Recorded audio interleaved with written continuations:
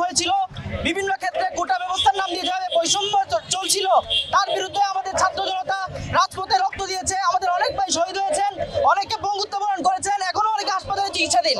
আজকে অন্তর্বর্তীকালীন সরকারের অধীনে মেডিকেল ভর্তি পরীক্ষা হলো।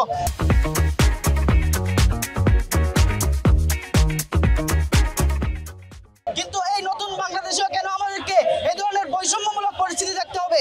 একটা মানুষ ছোটবেলা থেকে স্বপ্ন থেকে ডাক্তার হওয়ার, তার পরিবারের স্বপ্ন থাকে, তার আত্মীয় স্বজনের স্বপ্ন থাকে, সেই স্বপ্নের জায়গাটা পূরণ হওয়ার ক্ষেত্রে কেন কোটা একটি বাধা হবে? আমরা চাই এ ধরনের কোনো বৈষম্যমূলক ব্যবস্থা থাকবে না। আপনি যদি দেখেন 173 নম্বর পেয়েও কোনো স্টুডেন্ট চান্স পেল না, আবার আমরা দেখেছি 130, 132 পেয়েও কোনো স্টুডেন্ট মেডিকেলে চান্স পেল। আপনারা জানেন 0.25 এর ব্যবধান মানে অনেক পজিশন পেছনে, কিন্তু সেই জায়গায় দাঁড়িয়ে আমরা দেখেছি এত হিউজ নাম্বার ডিফারেন্স থাকার পরও, অযোগ্যতা থাকার পরও কোটার জুড়ে কেউ মেডিকেল কলেজ সময় ভর্তি হয়েছে। আপনি যদি ঢাকা মেডিকেল কলেজের লিস্টের দিকে তাকান তাহলে দেখবেন 171 নম্বর পেয়েও কেউ ঢাকা মেডিকেলে চান্স পেয়ে গেছে, অন্যদিকে 184 নম্বর পেয়েও কারো ঢাকা মেডিকেলে ভর্তির সুযোগ হয়নি। আমরা এই নতুন বাংলাদেশে কখনোই এটা প্রত্যাশা করি না।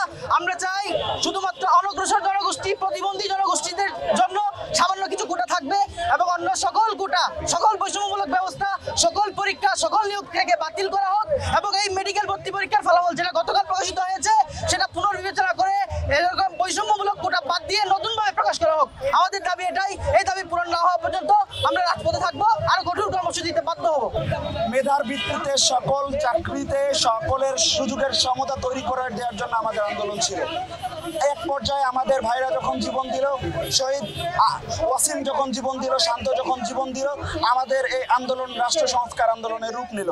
আমাদের এই আন্দোলনের একটা প্রেক্ষাপট তৈরি হয়েছিল আমাদের ভাইদের জীবনদানের মাধ্যমে আমাদের এই দেশকে খুনি হাসিনা মুক্ত এবং আমাদের এই ফ্যাসিবাদী কাঠামোকে ভেঙে দিয়ে নতুন রাষ্ট্র নির্মাণের, নতুন রাষ্ট্র পুনর্গঠনের জন্য আমাদের একটা দ্বার উন্মোচন হয়েছে। সেই জায়গা থেকে আমরা যে কোটা বৈষম্য দূর করার জন্য আন্দোলনে নেমেছিলাম, রাজপথে নেমেছিলাম, এখনো বিশ্ববিদ্যালয় ভর্তি পরীক্ষা, মেডিকেল ভর্তি পরীক্ষা, ইঞ্জিনিয়ারিং ইনস্টিটিউটে ভর্তি পরীক্ষা, এখনো এই ভর্তি পরীক্ষাগুলোতে কোটা রয়েছে। সে জায়গা থেকে আমরা মনে করছি আমাদের সেই সব শহীদদেরকে অপমান করা হচ্ছে, আমাদের সেই সব শহীদদের আত্মত্যাগকে অপমান করা হচ্ছে, আমাদের রাজপথে যারা রক্ত ঝরিয়েছে সেই রক্তকে অপমান করা হচ্ছে। আমরা চাই সকল ভর্তি পরীক্ষায় সবার সুযোগের সমতা থাকুক এবং সেই সুযোগের সমতাটা যে কোনো ধরনের বৈষম্য নিরসন করে অবশ্যই বাস্তবায়ন করতে হবে এবং সেই সাথে অবশ্যই ট্রাইবাল কোটা এবং প্রতিবন্ধীদের জন্য কোটা রাখতে হবে, সেটা ন্যায্যতার ভিত্তিতে ন্যূনতম মাত্রায় রাখতে হবে।